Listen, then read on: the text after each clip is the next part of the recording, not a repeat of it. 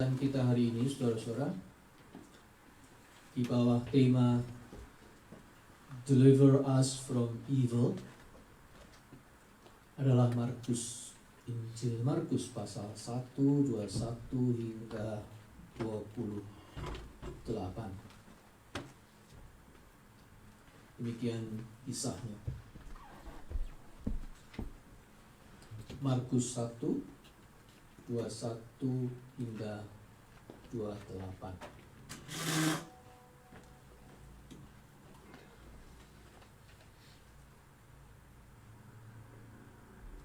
Mereka tiba di Kapernaum.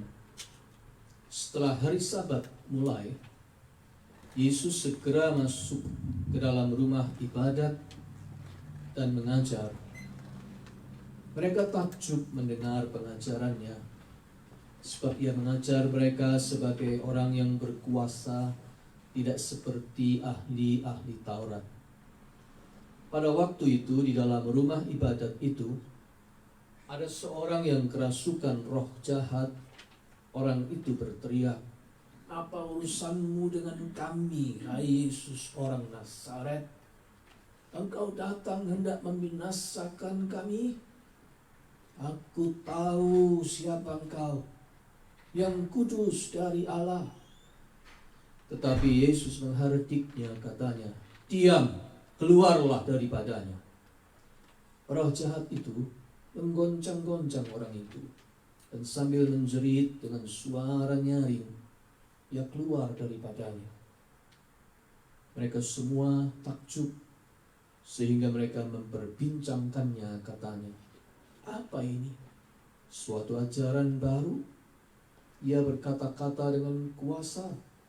Roh-roh jahat pun diperintahnya, dan mereka taat kepadanya."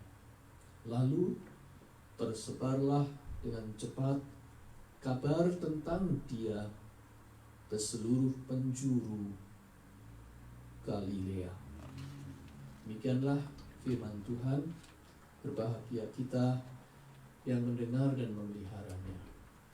Haleluya.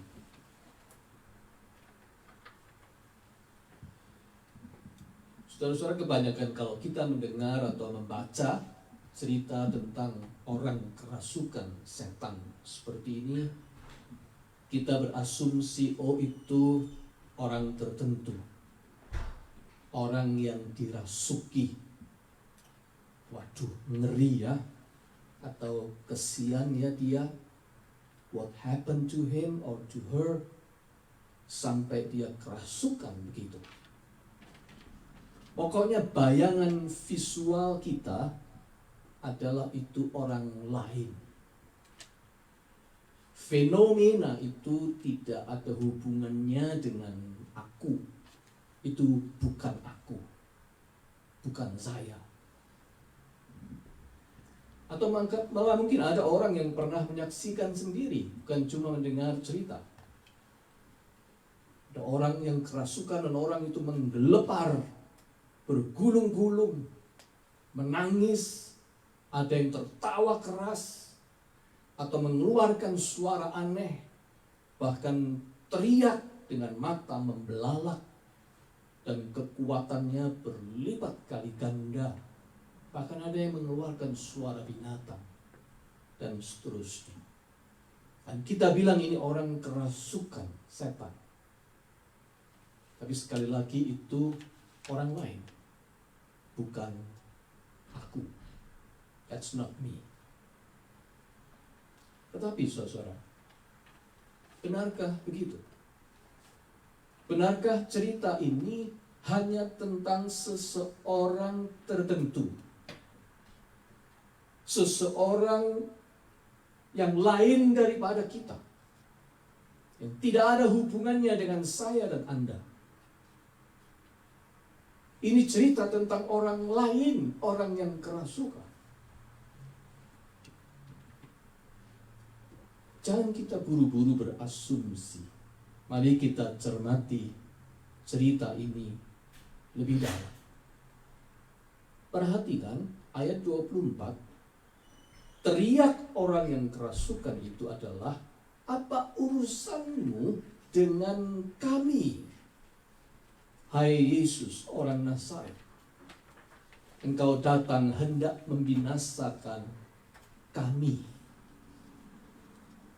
Roh jahat itu memakai kata ganti orang pertama, kami. Jamak, plural. Tidak cuma satu, tetapi banyak. Di hadapan Yesus yang penuh dengan otoritas itu, roh jahat itu memang harus mereveal dirinya yang sebenarnya. Dia tidak mungkin menyembunyikan. Di hadapan Yesus dia harus mengaku dengan jujur siapa dia. Dan orang itu mengaku, atau roh jahat itu mengaku, dia tidak sendirian, melainkan banyak. Kami, artinya ia itu banyak. Ia ada di mana-mana. Bahkan di dalam rumah ibadat pun waktu itu ada. Roh jahat itu ada di mana-mana. Banyak. Markus memakai bahasa Yunani pneumati akatarthoi, artinya the unclean spirits, the impure spirits, roh najis, roh kotor. Pekerjaannya memang mengotori jiwa manusia, supaya manusia makin meninggalkan dirinya yang asli sebagaimana dia diciptakan Tuhan.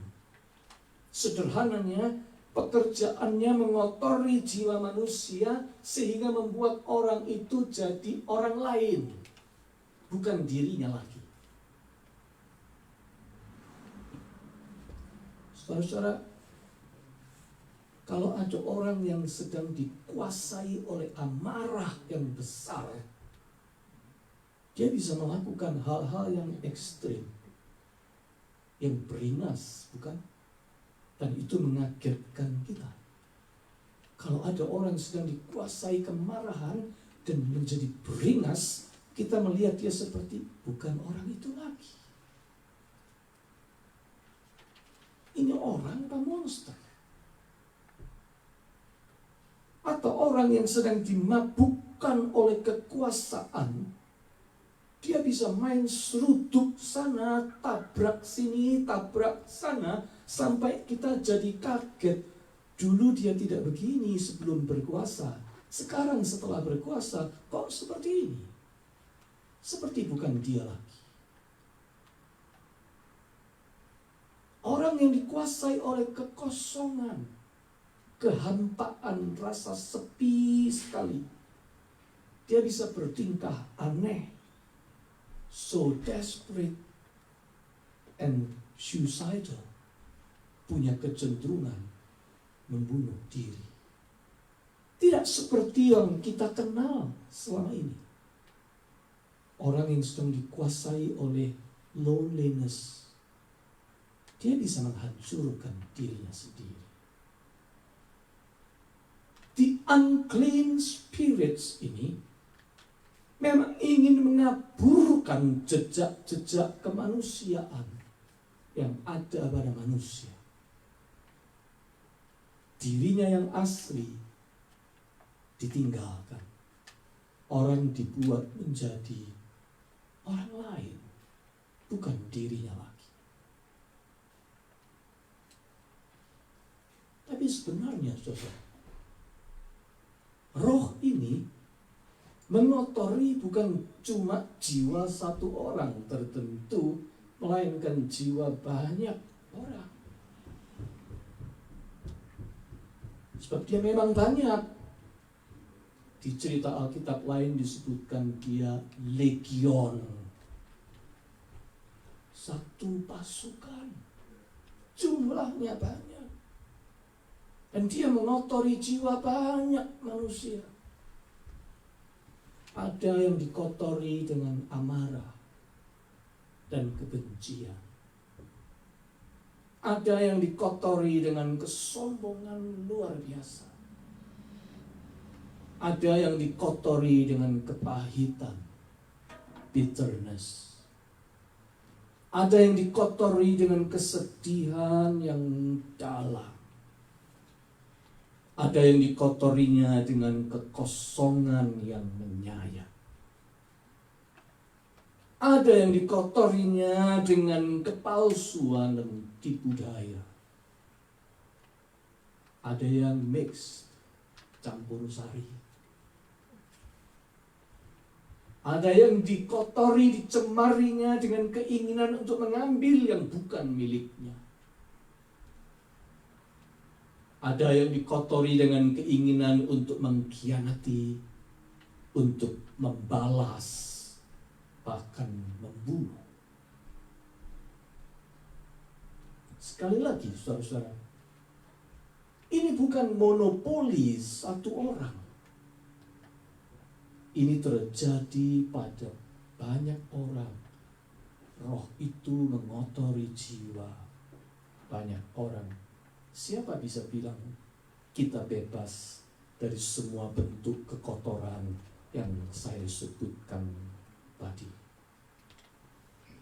Hanya pada umumnya semua itu bercokol di dalam sini. Tersembunyi, hidden, tidak terlihat, menjadi evil yang ada di dalam hati.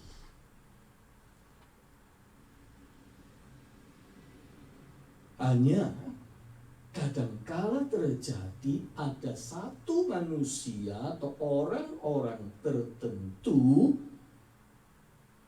dari yang banyak itu yang sudah tidak sanggup lagi menyimpan atau memendam di dalam sini.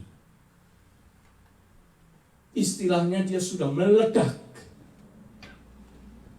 meletuskan sampah-sampah dari jiwanya yang tercemari itu. Dan saat itu dia sudah betul-betul menjadi bukan dirinya sendiri lagi. Lalu kita bilang, dia kerasukan. Tapi sebenarnya dia tidak sendirian. Sampah kotor jiwanya sama dengan yang dipendam oleh banyak orang lain. Hanya saja dia yang tidak tahan untuk mengeluarkannya. Sampah kotor jiwanya sama dengan yang mendekam di alam bawah sadar banyak orang lain. Cuma kebetulan dia yang tidak tahan lalu speak up, mewakili yang lain, meledakkannya menjadi orang yang kerasukan.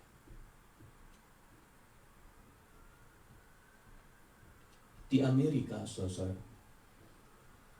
ada banyak perempuan yang hidup memendam kesedihan, rasa malu, trauma, dan amarah atas kejadian masa lampau, dibully, atau mengalami pelecehan seksual, atau pemerkosaan oleh tokoh terkenal di masyarakat.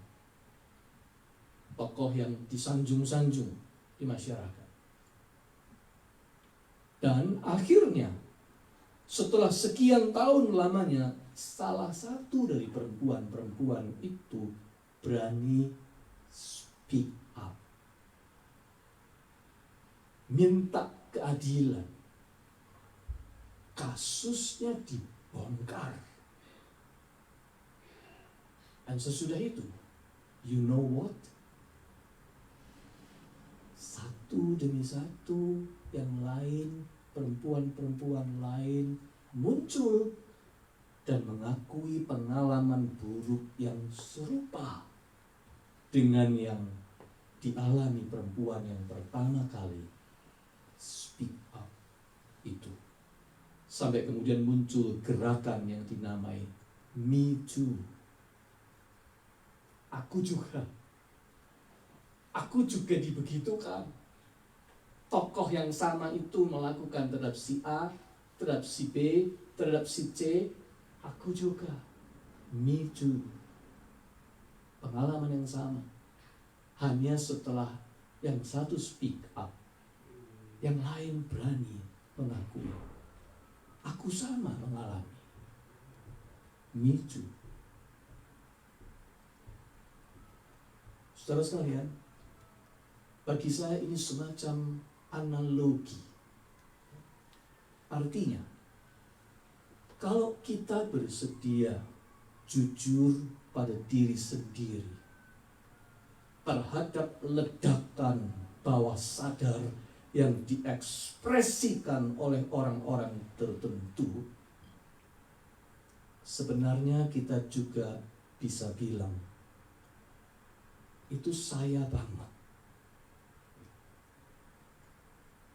Me too. Hanya mungkin itu berupa bisikan dalam hati. Tidak usah kejadian beneran. Kadang-kadang Anda nonton film saja. Anda nonton movie, dan tokoh-tokoh di film itu sedang mengekspresikan secara dramatis sebuah ledakan emosi, entah dalam dialognya, atau gestur badannya, atau tingkah lakunya, dan tokoh itu tiba-tiba kita nonton tokoh itu tercekat di situ, dan dalam hati kita bilang, itu aku banget. Saya seperti familiar dengan tokoh itu. Ekspresinya itu sebenarnya sama dengan yang ada di dalam diri kita. Atau kadang-kadang Anda menyaksikan di film, bajingannya terbalas, orang jahatnya akhirnya terbalas, kena karmanya. Kita senang nontonnya, karena kita sebenarnya punya alam bawah sadar. Orang yang menjahati kita harusnya mengalami seperti itu. Me too. Saya share perasaan itu. Artinya apa? Artinya saudara-saudara bahwa kita semua ini punya endapan-endapan alam bawah sadar yang menyimpan banyak jiwa yang sebenarnya dikotori oleh realitas kehidupan ini. Entah itu kekecewaan yang berat, entah itu kesedihan yang dalam, entah itu amarah yang besar, apa saja keputusasaan tersimpan di dalam hati kita. Harus kita akui, di dasar hati kita ada endapan bawah sadar yang banyak kekotoran. Kekotoran yang bisa membuat kita jadi orang lain. Tidak sinkron lagi dengan diri kita sebenarnya. Itu sebabnya ada anak Tuhan, tetapi ucapannya cuma umpatan setan. Anak Tuhan, tapi mulutnya penuh dengan maki-makian. Ada orang berpendidikan, tetapi kelakuannya seperti orang tidak terpelajar. Ada orang Kristen, tetapi serakahnya seperti orang tidak pernah diberkati Tuhan. Ada. Isi Alkitab tahu, tetapi itu tidak terbaca dari tingkah lakunya sama sekali. Church goer, tetapi serentak evil doer. Ada banyak. Tidak cocok, tidak sinkron. Itulah pekerjaan the unclean spirit. Pekerjaan di unclean spirit adalah membuat manusia menjadi tidak sinkron antara dirinya yang sesungguhnya dengan yang ditampilkannya dalam ekspresi, kata-kata, perbuatan, tingkah lakunya. Dibuat tidak sinkron. Pengunjung gereja, church goers, tetapi evil doers, pelaku kejahatan. Itu yang dilakukan oleh evil spirits. Dan dia mau membawa manusia menjadi seperti dirinya.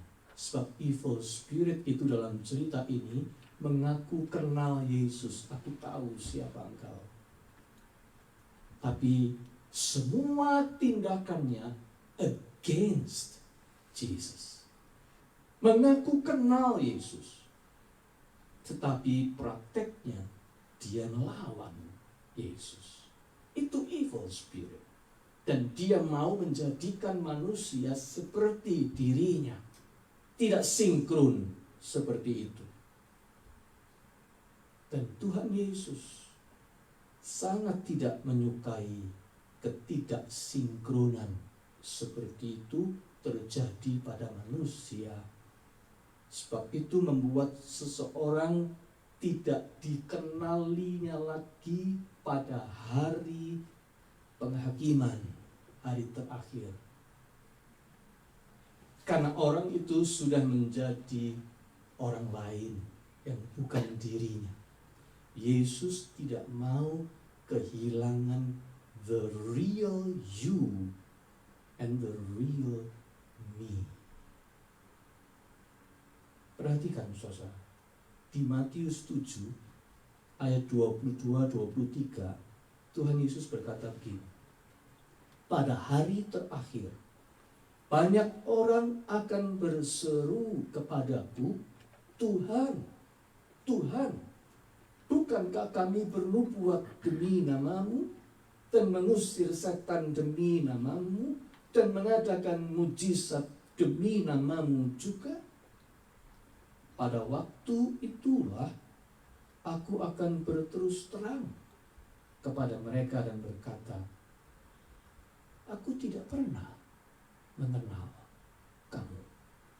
Enyahlah daripadaku, kamu sekalian pembuat kejahatan, evil doers.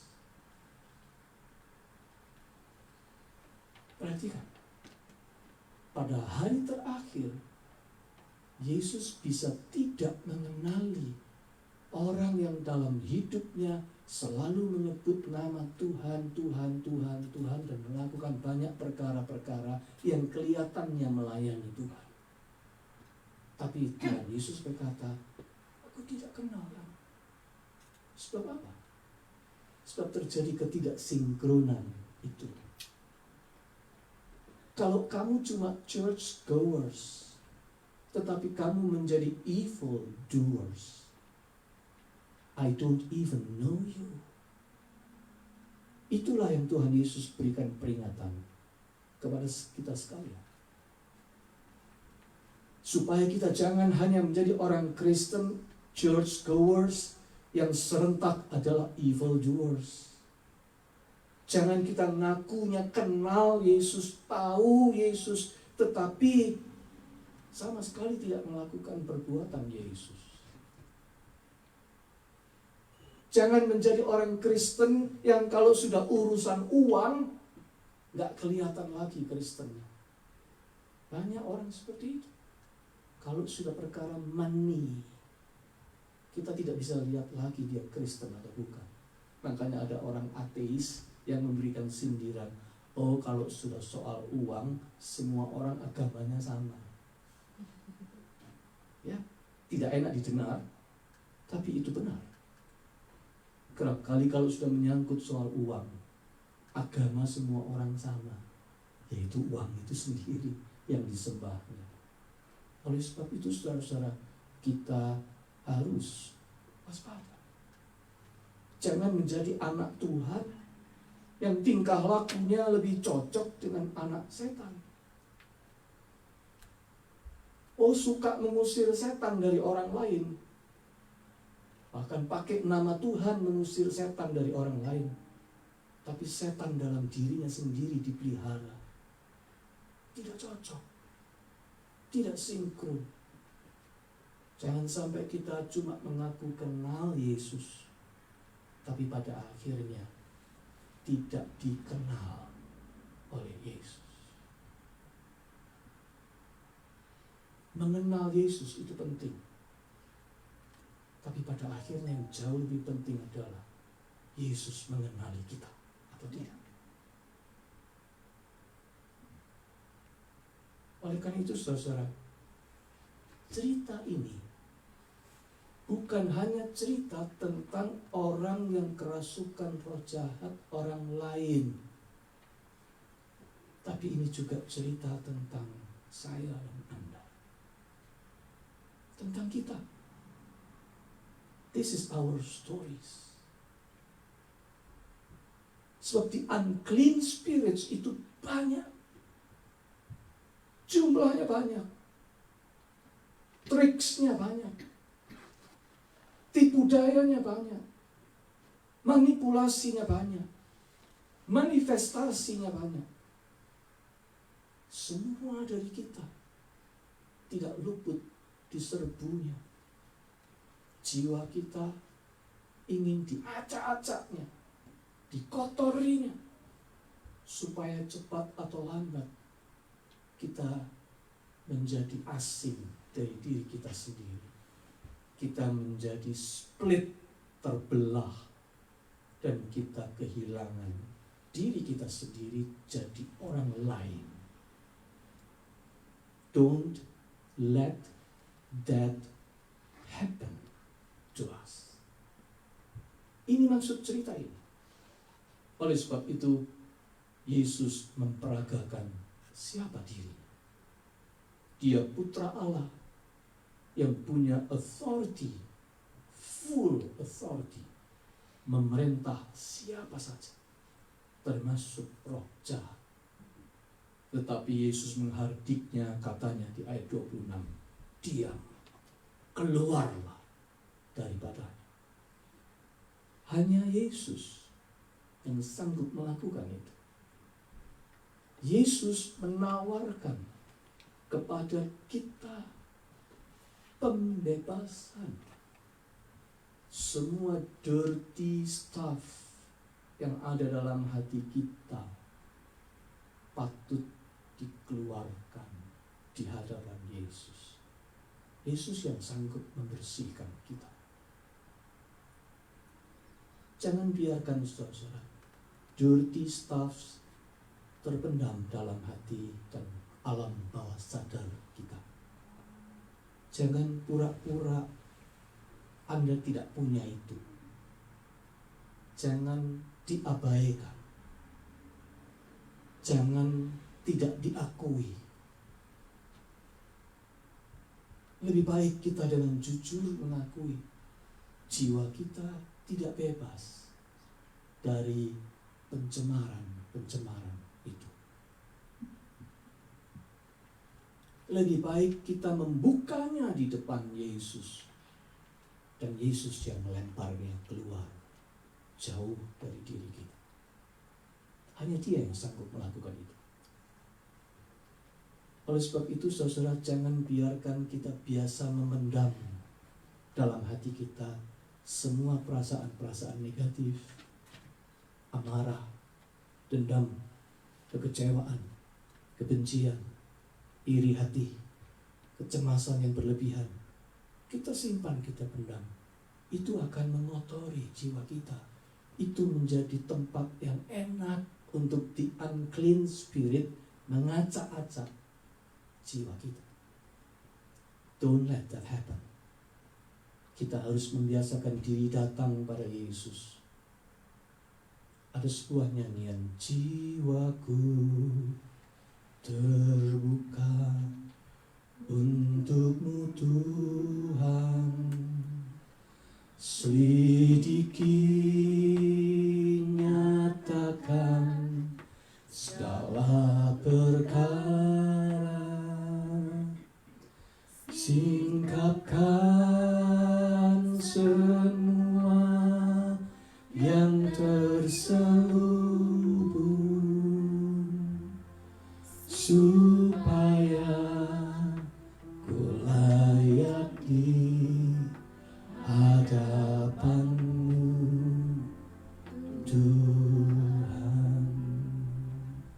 biasakan datang pada Tuhan dan berkata seperti kata nyanyian ini.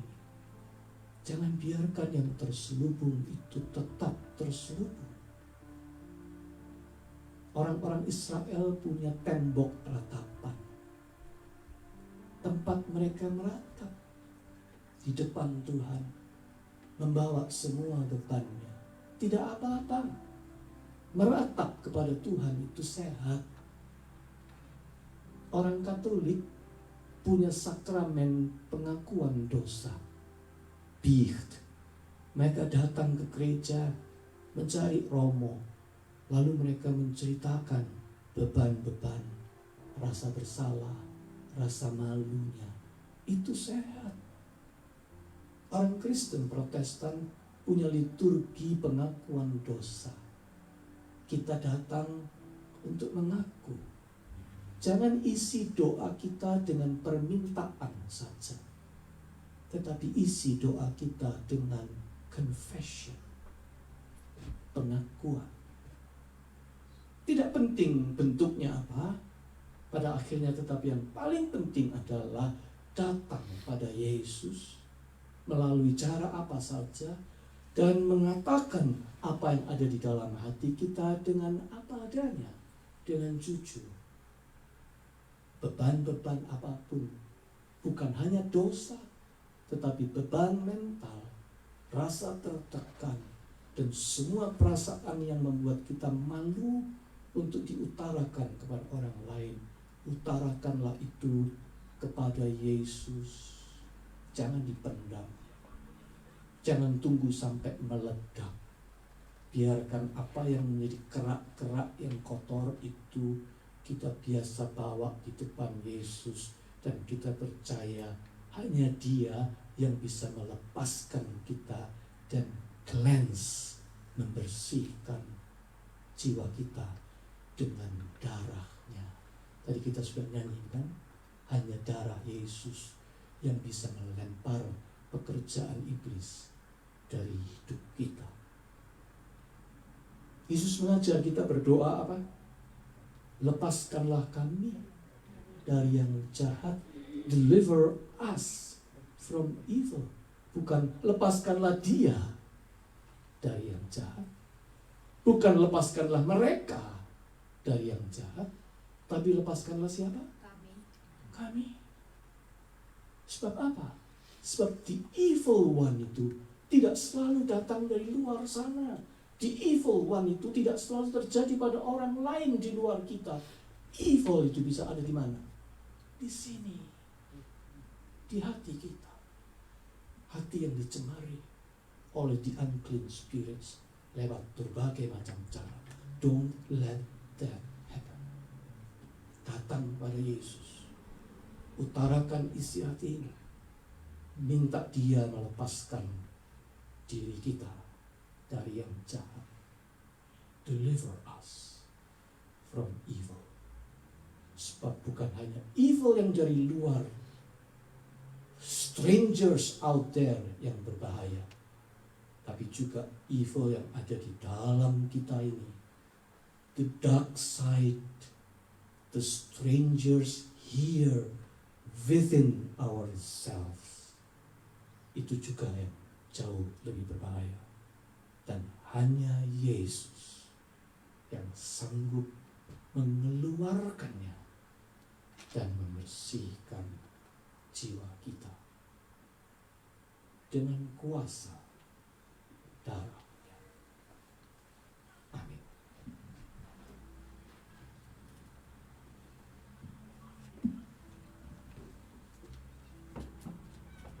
Kita nyanyi satu lagu tadi ya, jiwaku terbuka. Saya undang jemaat untuk bangkit berdiri.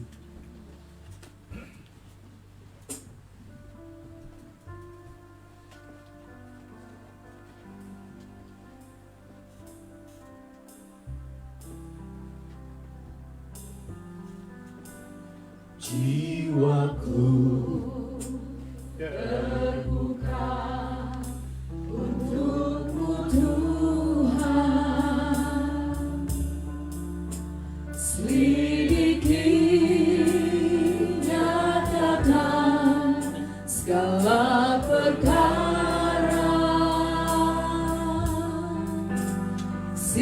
singkapkan semua yang terselubung, supaya ku layak di hadapan-Mu, Tuhan. Sekali lagi kita katakan jiwaku, jiwaku terbuka untukmu. Selidiki dan nyatakan segala perkara. Nyatakan segala perkara. Singkapkan yang terselubung. Singkapkan semua yang terselubung, supaya kami hidup berdekat di hadapan-Mu, supaya ku layak di hadapan-Mu. Sekali lagi, jiwaku terbuka untukmu. Jadikan doa ini, selidiki, nyatakan segala perkara. Singkapkan semua yang terselubung,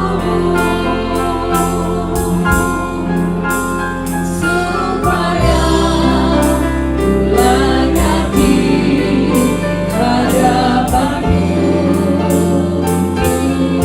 Singkapkan, singkapkan semua yang terselubung, supaya ku layak di hadapan-Mu, Tuhan. Terima kasih Tuhan buat firman-Mu, di mana Engkau sudah mengingatkan kami kembali, bukan mereka, tapi kami Tuhan. Selidikilah hati kami, apa yang salah Tuhan, Engkau selidiki. Ampuni setiap dosa kami Tuhan, ampuni setiap kesalahan kami, yang sadar atau yang tidak sadar Tuhan, di bawah alam sadar kami. Ampuni kami Tuhan, kami mau berbalik Tuhan. Tolong kami, bersihkan kami. Di dalam nama Yesus kami sudah menerima firman-Mu. Haleluya, amin. Silakan duduk saudara.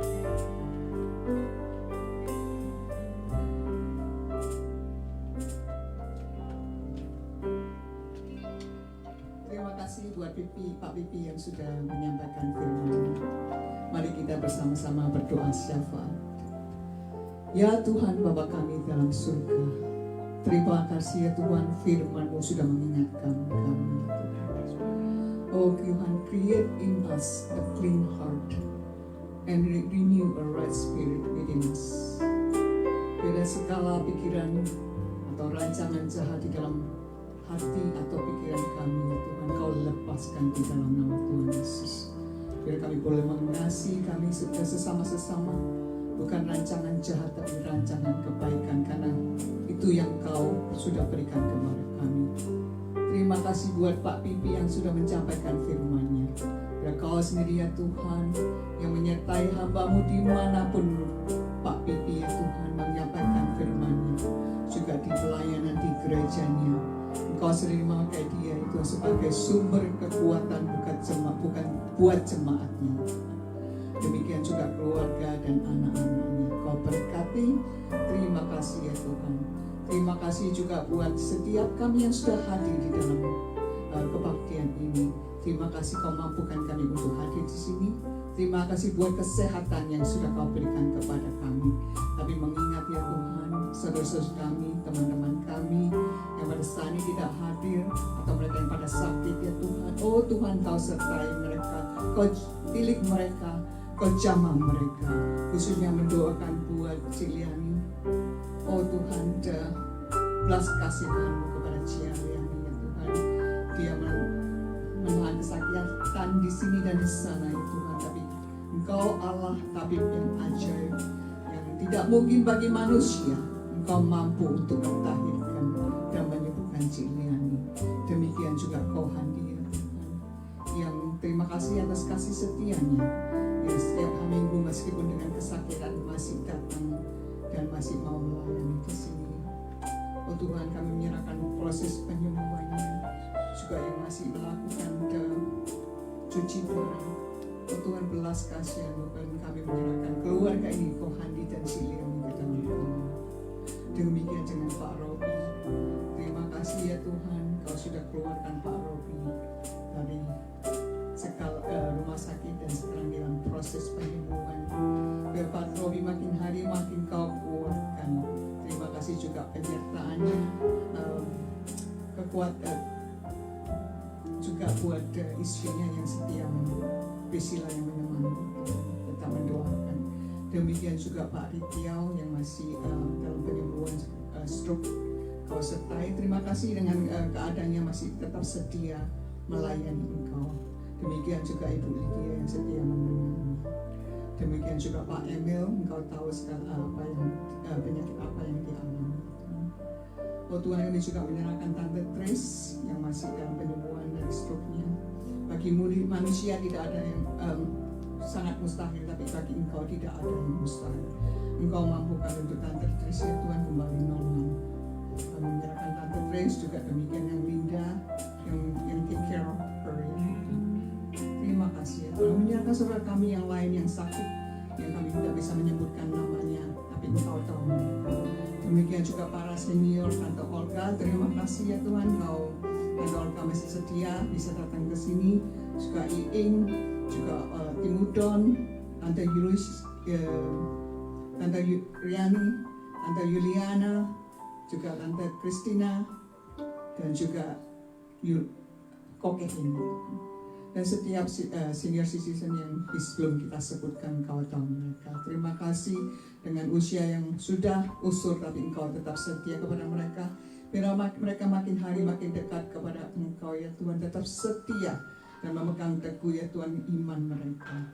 Kami juga menyerahkan Ika yang masih bergabung dalam because she lost her husband, Koyosafat. Dan Kau sendiri menghibur dan memberi kekuatan, memberi damai sejahtera yang melebihi kekuatan manusia. Demikian juga nanti Sabtu yang akan memorial service, biarlah semuanya boleh berjalan lancar. Tetap bersama Ika dan keluarga ya Tuhan, berserta mereka. Kami juga menyerahkan saudara-saudara kami yang mencari pekerjaan dan juga mereka yang mencari status di sini ya Kau buka jalan buat mereka ya Tuhan. Kau menyertai mereka, Kau bimbing mereka datang ke sini, ada maksud Tuhan. Dan mereka yang mencari pekerjaan ya Tuhan, biar Engkau sendiri menemukan buat mereka yang sesuai dengan skill mereka, atau they can provide their own ya Tuhan. Demikian juga menyerahkan pemilu yang ada di Indonesia yang sudah berlalu. Kami menyerahkan juga ya Tuhan, biarlah tidak ada kecurangan ataupun huru hara ya Tuhan dari hasil pemilu nanti. Biarlah semuanya boleh berjalan dengan lancar. Kami percaya Engkau memilih siapapun presidennya ya Tuhan, Engkau ada maksud Tuhan. Karena memimpin negara Engkau yang memilih mereka. Menyerahkan ya Tuhan, biarlah mereka punya hati untuk Indonesia, untuk kemakmuran rakyat, memikirkan rakyat bukan memikirkan diri sendiri. Kami juga menyerahkan negara kami yang kita tinggal di US ini ya Tuhan. Oh Tuhan, terima kasih Engkau memberikan kami ya Tuhan privilege untuk berada di sini. Bila setiap kali ya Tuhan menggunakan privilege ini untuk kemuliaan nama Tuhan. Demikian juga pemilu di Amerika yang akan sebentar lagi bulan Maret ini, dan juga di bulan November nanti ya Tuhan. Oh Tuhan, kami menyerahkan negara ini ke dalam tangan-Mu. Siapapun pemimpinnya ya Tuhan, kembali kepada Engkau. In God we trust. Ya Tuhan, terima kasih atas semua doa-doa ini ya Tuhan. Kami percaya Engkau akan menjawab sesuai dengan waktu-Mu.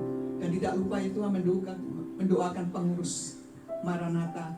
Biar Engkau sendiri menyertai setiap mereka ya Tuhan. Engkau beri hikmat, akal budi dalam mengelola keuangan atau hari Minggu worship dan semua acara kebaktian dan juga memimpin Maranatha ini ya Tuhan.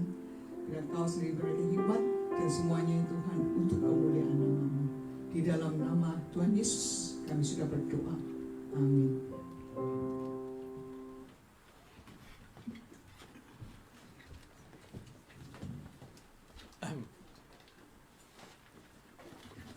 Sebelum memberikan persembahan, saya akan membacakan sebuah ayat, yaitu Mazmur 54 ayat 8. Dengan rela hati, aku akan mempersembahkan korban kepadamu. Bersyukur sebab nama-Mu baik ya Tuhan.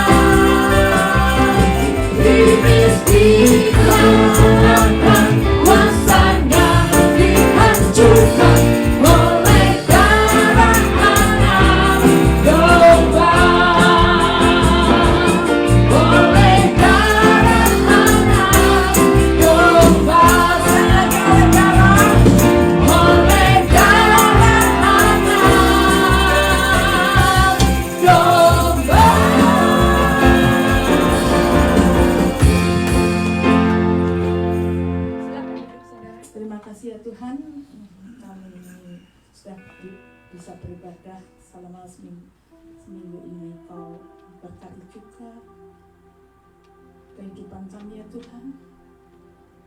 Tuhan, kami sudah memberikan persembahan ya Tuhan. Kiranya persembahan kami ini harum di hadapan-Mu. Kau sucikan dan kuduskan persembahan kami ini Tuhan. Biarlah orang yang sudah memberi maupun yang belum sempat memberi, Kau berkati mereka juga ya Tuhan. Dan persembahan kami ini dapat dikelola oleh pengurus untuk demi kemuliaan nama-Mu ya Tuhan. Di dalam nama Tuhan Yesus kami sudah berdoa dan mengucap syukur. Amin.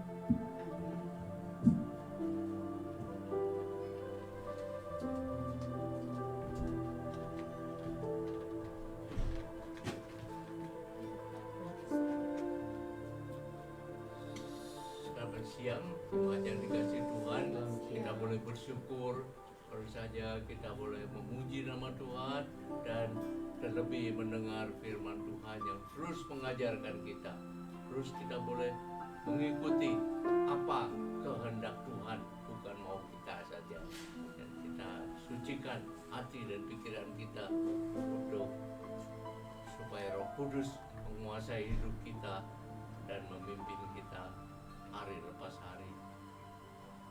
Untuk minggu depan, Pendeta Semi Amos yang akan membawakan firman, dan seperti biasa minggu ke-3 besok persekutuan doa tiap hari Jumat melalui Zoom jam 8 sampai 9. Nah, hari ini apa ada yang baru ya? Saya sudah lihat tapi saya lupa namanya. Yang di rumah jadi. Iya, iya. Ada lagi mungkin beberapa hal yang perlu diumumkan. Ya, kalau tidak, mari kita nyanyikan Maranatha.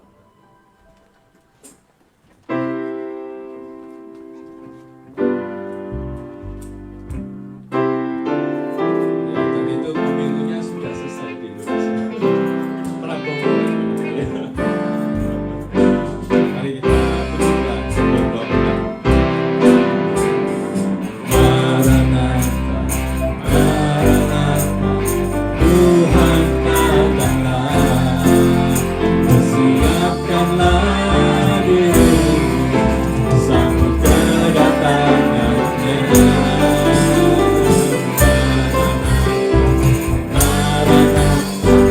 Kristus datanglah, hari itu hari yang termulia. Haleluya, haleluya, Tuhan datang dalam kemuliaan-Nya bersama para tebusan mengucapkan raja. Segala suku bangsa bahasa nyanyi sembah sang raja, ya Yesus Maranatha datanglah. Haleluya, haleluya, Tuhan datang dalam kemuliaan-Nya bersama para tebusan sempurnakan raja. Segala suku kaum bahasa nyanyi sembah sang raja, ya Yesus Maranatha datanglah, ya Yesus Maranatha datanglah, ya Yesus Maranatha datanglah.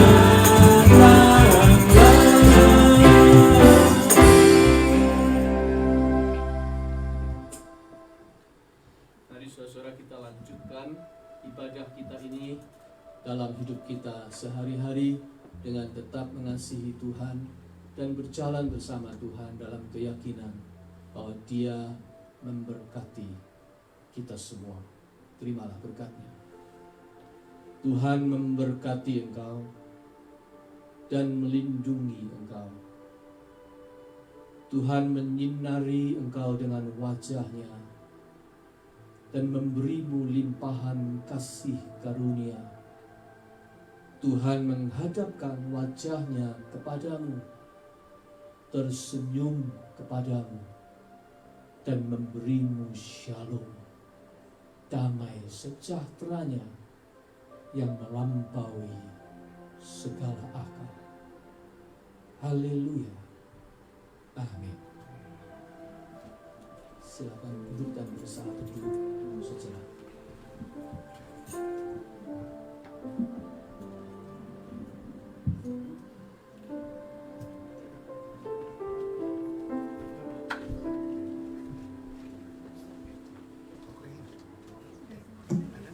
Ada Debbie.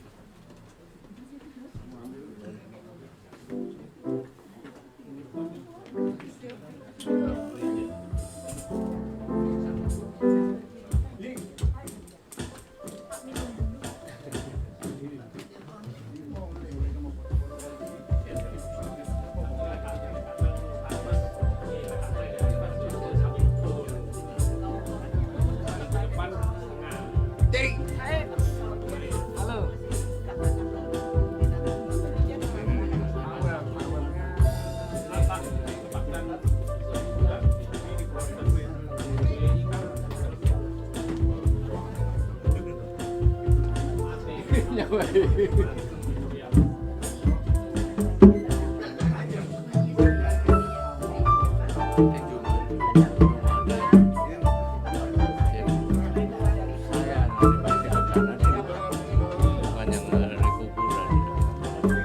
ya, yang gede kanan ya.